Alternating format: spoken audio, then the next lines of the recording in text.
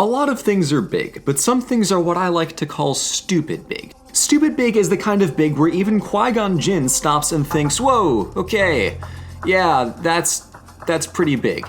The Mongol Empire, which at its height covered over 25% of the known world at the time and 16% of Earth's total landmass, definitely qualifies as stupid big. Now, an empire that big doesn't just come out of nowhere, and the Mongols have a reputation for being among history's most brutal conquerors. Some estimates place their death toll at 10% of the world's population, and if you're of the opinion that the Black Death was partly or mostly the Mongols' fault, you can kick that number up to 25%. 25% of the world's population dead in the span of 2 centuries on account of the Mongols. With numbers like that, it should be no surprise that a lot of people have very strong opinions about them. It's worth taking the time to learn about the Mongols out of sheer interest for how amazingly unique their story is, but we also need to recognize when empire is and isn't worth it. Those who praise the Mongol Empire will point out all of the good things that Genghis Khan and his successors did for the people in their empire, as well as how mind-bogglingly effective the Mongol military was, or how much the Mongols promoted trade and the empire's astounding size.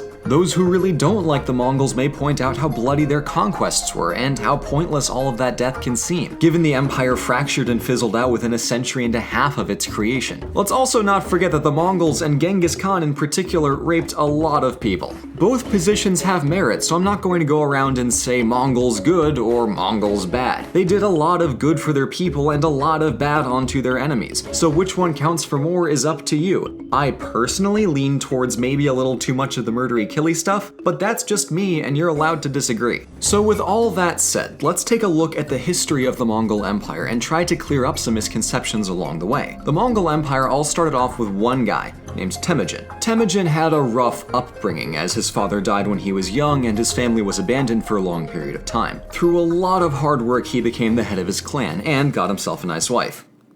Just kidding. His wife was captured by a rival clan and Temujin had to go through like 8 frickin' castles just to find her. Anyway, I should say the various Mongol clans all lived on and around a plateau called the Steppe, and they were known to bother each other with raids and kidnapping and whatnot. China, their neighbor to the south, was very glad that their potential enemies to the north were too busy fighting amongst themselves to pose any real threat to them. We'll check back on China in 26 years. Enjoy it while it lasts, he said ominously. Anyway, so Temujin got his wife back and he burned down the clan responsible. The record on the next 15 years or so is a little fuzzy, but the main story beats are that Temujin buddied up with his old childhood friend Jamuka, but then Temujin and Jamuka had different views on the army. Temujin insisted on promoting based on merit alone, whereas Jamuka adhered to aristocratic hierarchies. In the end, Temujin and Jamuka got into a fight and they went to war with each other, as you do. Jamuka won a battle and boiled some dudes alive, but then Temujin was all like, oh, so that's how it is? Well, get wrecked, scrub, and trained up his army to be really good at archery on horseback. And then he taught them all how to wrestle, and he organized the whole thing into units, and it was all like, psh, psh, psh, you are my brother, Anakin, I loved you. And then he defeated Jamuka and united all of the Mongols under his rule, and then Temujin was all like, my name is Khan. Excuse me. So, yeah. Temujin took up the name Genghis Khan, or Chinggis Han in the original Mongolian, and became the ruler of all of Mongolia in the year 1206. Good for him. So remember what I said about China from earlier? Yeah, so now their fear of a united Mongolia just got real, and it also happens to be barreling towards them. One distinct feature of Genghis Khan's armies is that, given they were almost entirely composed of cavalry, they could travel across territory much faster than any marching infantry could. Mongol horses were also much smaller than European horses, so the logistics of providing for a cavalry army were much less nightmarish than they easily could have been. The cavalry advantage partially explains how the Mongols would go on to conquer so much so fast. Back to our story. In conquering China in particular, one problem was getting past the Great Wall, but he got around that problem by literally getting around that problem. No, seriously, he just went around the wall. Easy as that. Next, he had to face a large force of Chinese mercenaries, who jumped ship and joined with the Mongols. Okay. Are we sure that Genghis isn't playing on easy mode here? Cheat codes? Anything? Well, okay, carry on. In his attempt to conquer Beijing, Genghis met his most fearsome adversary, a wall that didn't have huge sections missing. Now, I'll admit I'm somewhat playing this up for comedy, and I'll give you my full rant about frontier fortifications when I properly cover Chinese history, but for now, just know that while I think that city walls are supremely useful, I have genuine issues with frontier walls. Anyway, in his attempt to de-wall Beijing, Genghis got a hold of engineers who instructed him on how to build siege weaponry. This is a big example of how resourceful and adaptable he was. Since the Mongol clans were all mildly to moderately nomadic, he had never really dealt with urban fortifications like this before, but he adapted to the situation without skipping a beat. So while he built up his siege engines, the city itself was slowly starving. Soon enough, he was ready. And there's a fairly standard rule of thumb when it comes to Mongols and cities. If you surrender without a fight, you're usually safe and peacefully incorporated into the empire. However, if you put up a fight, the Mongols put up a bigger fight, and lots of cities were almost entirely destroyed that way. I would say their message was pretty much, don't make our lives difficult and we won't make yours short. In the long run, it was effective, as many cities would turn themselves over at first sight of the Mongols. This, in part as well as their distinct equine mobility, helped them conquer as much as they did as fast as they did. Beijing, unfortunately for themselves, put up a very strong fight against the Mongols. Genghis needed to show on his first foreign campaign that he wasn't just playing around. So when he finally broke through the city, he pillaged and massacred it for a solid month. Yeah, there's a reason a lot of people have beef with the Mongols. The invasion and conquest of China would continue on for another several decades, ultimately resulting in the formation of the Yuan dynasty in 1271, led by Genghis's grandson, Kublai Khan. The Yuan dynasty conquered the southern part of China in the following 8 years, and ruled over China for 89 years until it was overthrown in 1368 and replaced with the famous Ming dynasty. The Yuan dynasty, short as it may have been, had its own little mini cultural boom in advance of the huge cultural boom under the Ming. So, yeah. Again, in the grand scheme of things, really didn't do a lot. It was just kinda there. But the Yuan dynasty did get semi-famous in European history because of the travels of Marco Polo and all the stuff that he wrote about it.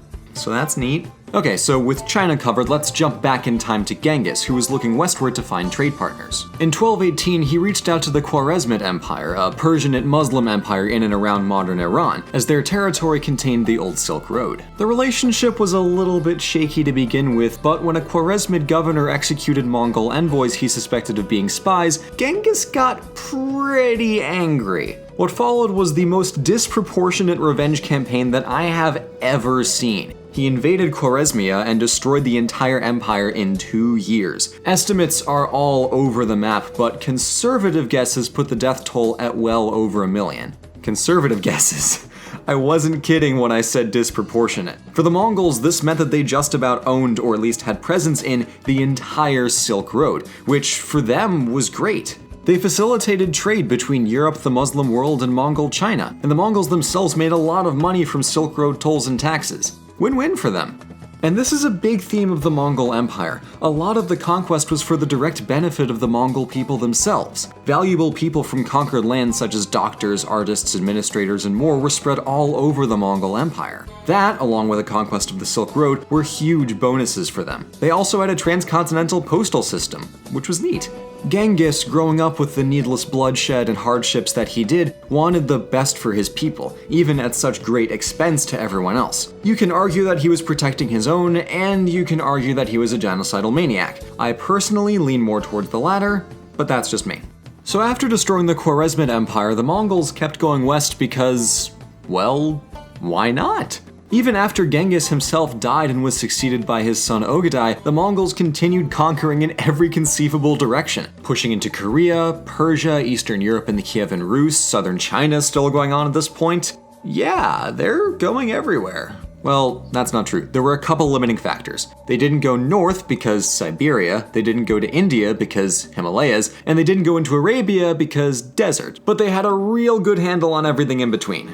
Things started to go downhill on account of Genghis Khan's children. First off, he raped a lot of women during his life as a conqueror, which I don't need to tell you is really bad and in itself worth a lot of condemnation. But beyond that, actually, the kids he had with his wife proved problematic enough, as the line of imperial succession quickly became muddled after Ogadai's death. Various usurpations and civil wars led to the fracturing of the Mongol Empire into 4 main bodies. Kublai Khan, who was lucky enough to win his civil wars, took control of Mongolia and China, becoming the emperor of the Yuan dynasty, as we mentioned earlier. Kublai was nominally in charge of the other 3 khanates while he was alive, but in practice not so much. When he died in 1294, the khanates were officially all on their own. Genghis' son Chagatai held on to some land just west of China, but the subsequent Chagatai Khanate didn't really do a whole lot besides slowly fizzling away over the following few centuries. Alright, it's not a great start, but let's see what else we get. So to the southwest was the Il Khanate, founded by Kublai's brother Hulagu. The Khanate gradually converted to Islam, and it ended up disintegrating after about a century on account of the Black Death. Damn, over 2. Okay, third time's the charm, let's go. And speaking of the Black Death, the Golden Horde to the north are the ones responsible for besieging the port city of Kaffa on the Black Sea. They catapulted plague-infested bodies over the walls, at which point Venetian and Genoese traders to the city brought the plague back with them and proceeded to screw over all of Europe. The Golden Horde is also quite involved with Russian history, but since that's its own story, I'll have to leave that as a story for another time. But it, like the other Khanates, slowly disintegrated and was eventually absorbed by another blooming empire. In this case, Russia. Well, nuts. That's a wash, isn't it? Anyway, all 4 Khanates were plagued by various civil wars, interkhanate wars, and junk like that, so it's not hard to see why some argue that the Mongol Empire simply devolved into a mess. While various successor states to the 4 Khanates did survive for a few more centuries, the Mongol Empire, insofar as it was a powerful force in world history, was pretty much dead by the latter 1300s. So, was it worth it? The Mongols are fascinating to study because they raise so many questions like this one. Depending on what things you may personally value, they can be great empire builders and trade facilitators, or they can be bloodthirsty conquerors with a little too strong of an appetite for civil war. I've told you where I lean, but really all I can do is lean towards one view or another because the Mongols are both. You can't ignore the death that went into creating the empire, and you can't write off the positives that came from their conquest. History is complicated. Who knew? These questions are tricky with any history because just about every empire has at least one example of doing something massively destructive for selfish gain. But with the Mongols, the stakes are so much higher because the scale in question is, to put it simply, stupid big.